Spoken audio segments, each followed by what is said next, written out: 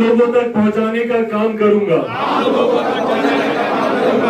मैं आजीवन दलितों, पिछड़ों, अल्पसंख्यकों और समाज के। स्वागत है आपका न्यूज फॉर एशिया में। मैं हूं सचिन मिश्रा। असली लोजपा कहां है, किसके साथ है और सही मायने में पार्टी पर किसका असली अधिकार है और किसके साथ समर्थन का बल है, इन सवालों पर बहस अब बिहार से निकलकर दिल्ली पहुंच गई है। लोक जनशक्ति पार्टी की मालिकाना हक और उसके राष्ट्रीय अध्यक्ष पद पर कब्जे के लिए चाचा भतीजा के बीच चल रही वर्चस्व की जंग जारी है। आपको बता दें कि देश की राजधानी दिल्ली के 12 जनपद में चिराग पासवान राष्ट्रीय कार्यकारिणी की मीटिंग की है। पार्टी की तरफ से दावा किया गया है कि इसमें बिहार समेत 12 स्टेट प्रेसिडेंट के साथ ही 90% राष्ट्रीय कार्यकारिणी के सदस्य शामिल हैं। सभी ने अपना समर्थन चिराग को दिया है। मीटिंग में मौजूद कार्यकारिणी के सदस्यों ने पार्टी से सस्पेंड किए गए पशुपति कुमार पारस समेत सभी 5 बागी सांसदों के लोजपा का नाम और सिंबल इस्तेमाल करने पर कड़ी आपत्ति जताई है।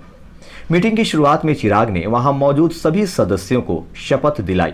इसमें सबसे बड़ी बात यह है कि चिराग ने रविवार को दिल्ली में बड़ा ऐलान कर दिया है कि वो बिहार में संघर्ष यात्रा की शुरुआत करने जा रहे हैं। इसके लिए उन्होंने 5 जुलाई का दिन चुना है, जो उनके पिता और दिवंगत पूर्व केंद्रीय मंत्री रामविलास पासवान का जन्म दिवस है। संघर्ष यात्रा की शुरुआत के लिए चिराग ने अपने पिता के संसदीय क्षेत्र रहे हाजीपुर को चुना है। इसकी रूपरेखा उनकी टीम तैयार कर रही है। आपको बता दें कि इसके पीछे एक बड़ी प्लानिंग चल रही है।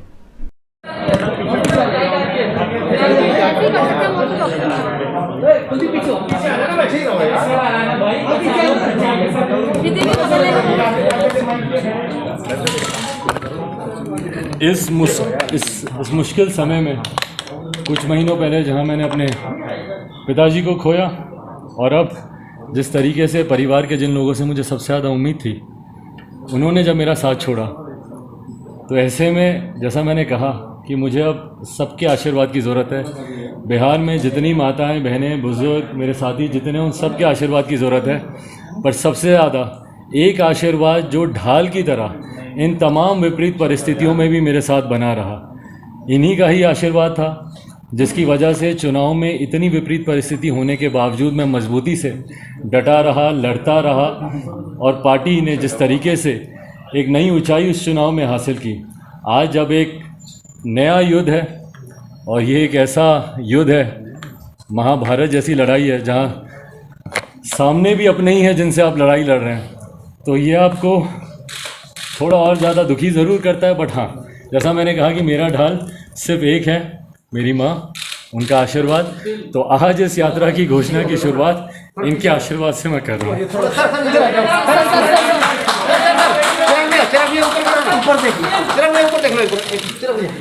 आपको लगता है कि ये महाभारत एक बार फिर से हो रही है? अपनों से तो लड़ाई है ही कहीं ना कहीं, अपने साथ छोड़ देते हैं तो दुखी तो होता ही है। आपको लगता है यार महाभारत की लड़ाई में जीत आपको लगता है होगी? पापा का आशीर्वाद है, मम्मी का आशीर्वाद है। तो माइक हटा लो यार। जरूर जीतूंगा। पापा हमेशा बोलते थे कि अगर आप सही की लड़ाई लड़ रहे हो, सच्चाई के रास्ते पे हो, तो आपको डरने की जरूरत नहीं है। पापा ने भी मुश्किल से मुश्किल दौर सच्चाई की राह पर चलते हुए निकाला और मैं भी निकाल लूंगा, अच्छे से निकालूंगा, मुस्कुराते हुए निकालूंगा, धैर्य के साथ निकालूंगा, बिना किसी कटुता के। किसी के लिए भी किसने मेरे साथ क्या किया ये उनकी सोच थी, बट मेरे संस्कार जो मम्मी ने दिए, पापा ने दिए, मेरे मन में किसी के प्रति कुछ वो नहीं, कोई कटुता नहीं। आपने मेरे साथ ज़रूर बुरा किया, पर हाँ, मैं मुस्कुराते हुए और अपनी सच्चाई की बातों को जनता के सामने रखते हुए ही आगे बढ़ूंगा। पार्टी और परिवार, आपको लगता है कि पार्टी बिखर जाती है लेकिन परिवार एक रहता? अब परिवार भी बिखरा। पापा ने हमेशा परिवार को महत्व दिया और उन्होंने पार्टी को भी परिवार समझ के, पापा ने कभी भी कि राजनीतिक दल है, ये मेरा पदाधिकारी, ये वो, उन्होंने पार्टी के भी हर सदस्य को अपना भाई। और आज मुझे खुशी है कि आज जब मैंने राष्ट्रीय कार्यकारिणी की बैठक में जब मैंने इस बात को कहा कि मैं अनाथ उस दिन नहीं हुआ था जब पापा गए, मैं अनाथ तब हुआ जब चाचा का साया गया, तो मुझे खुशी है कि मेरे जितने पार्टी के साथी हैं सब ने एक साथ हाथ उठाकर बोला कि नहीं, आप गलत कह रहे हैं, आप कोई अनाथ नहीं हुए, हम सब आपके साथ हैं, हम सब आपका साया बन के आपके साथ हम लोग लड़ने के लिए तैयार हैं। और जब इतने लोगों का साथ है और मोम का आशीर्वाद है तो मुझे अब किसी बात का डर नहीं है। जीत 100% मेरी होगी, इस बात के लिए मैं कैसे ना परिवार एक होगा? जिस प्रिंस के ऊपर आप छोटे भाई की तरह विश्वास करते थे, लक्ष्मण की तरह विश्वास देखिए, आज की तारीख में मेरे हाथ में कुछ भी नहीं है। मेरे हाथ में, मैंने अंत तक मैंने प्रयास किया। मैं तो उस दिन तक चाचा के घर पे गया जब उन्होंने मुझे पार्टी से निकालने की बात की, जब वो अध्यक्ष जी से उन्होंने मुलाकात कर ली, मुझे संसदीय दल के नेता से हटाने की बात की। मैं तो तब भी घंटों तक, उस दिन एंटीबायोटिक चल रही थी, मेरे हाथ में भी कैंडुला बना हुआ था, मैं एंटीबायोटिक बीच में रुकवा कर मैं वहाँ पर मैं गया था उनसे बात करने। तो मैंने तो अंत तक मैंने प्रयास किया। अगर चाचा भाई आते तो वापस चाचा भाई वापस आते तो लेंगे।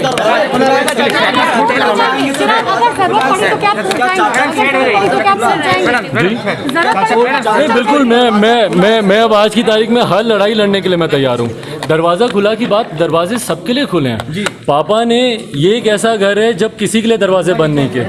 दिन रात सबके लिए, अपने भाइयों के लिए, परिवार के लिए, क्षेत्र के लोगों के लिए, देश के लोगों के लिए 24 घंटे इस घर के दरवाजे खुले रहे।